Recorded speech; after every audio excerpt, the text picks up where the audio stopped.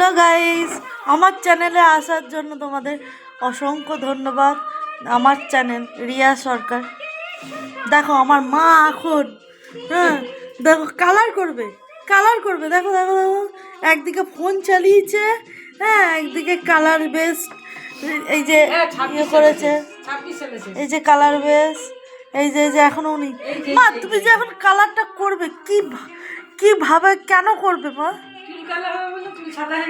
চুল সাদা হয়ে গেছে, তোমার বুড়ি হয়ে গেছে, মেয়ের বিয়ে হয়ে গেছে, এরপরে মেয়ের বেবি হবে, তখনও লাগাবে। হ্যাঁ তাই তো মনে হচ্ছে। তোমার সাদা চুলগুলো একটু দেখাও দেখিনি, সাদা চুলগুলো